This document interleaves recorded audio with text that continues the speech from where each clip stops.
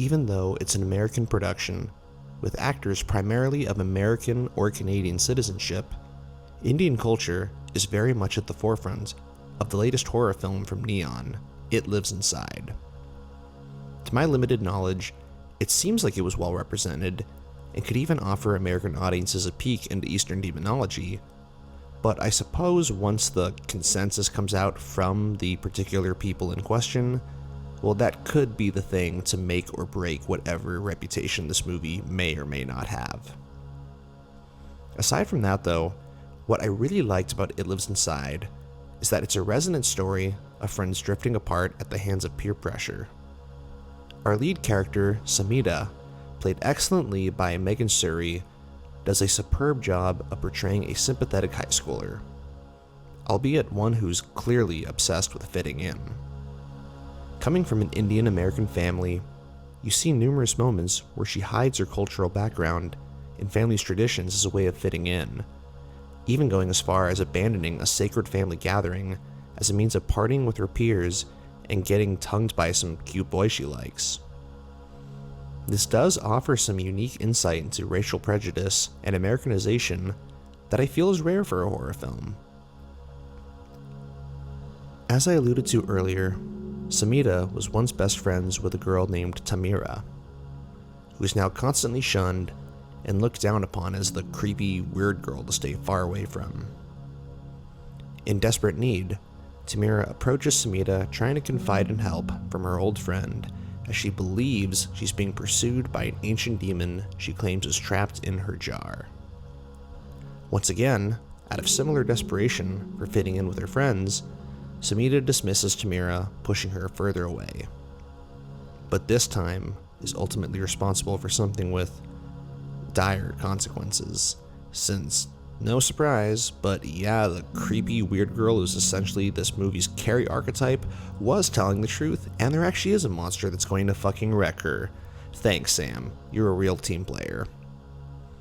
However, this does create some genuine tension for Sam, as she feels guilt for what she's done, and the arc that these two have by the film's conclusion is probably what I appreciated the most about it.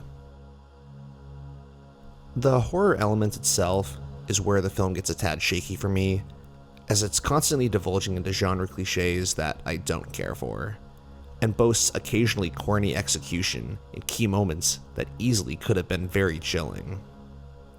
There are just several aspects of the scares and the storytelling that feel very familiar, very safe, and as if you've seen them several times in other horror films. Now, I don't want to come off as if this aspect was a complete dud, because there were some moments that were reasonably effective, and they do even find a unique way to deconstruct the common dream sequence cliche by tying it into the lore surrounding the titular It in question, which, to my understanding, is also something that's a staple of Indian culture, as it's based from some folktale that originates from them. This movie does also do a great job of not showing the creature for a majority of the runtime, which is not only good directing for horror, but in this case it was probably in their best interest, since I will admit that once you finally do see the creature, it looks pretty silly, though I appreciated the practical effects. Still, this is a very well-made film, especially for a first-time director. It's well edited, with great cinematography, great performances, and genuine substance. I would say that It Lives Inside is a great film, but not necessarily a great horror film, if that makes sense. Still, if Mr. Dutta can refine his technique even further for his next projects, he could really go places. That's it for me today, guys.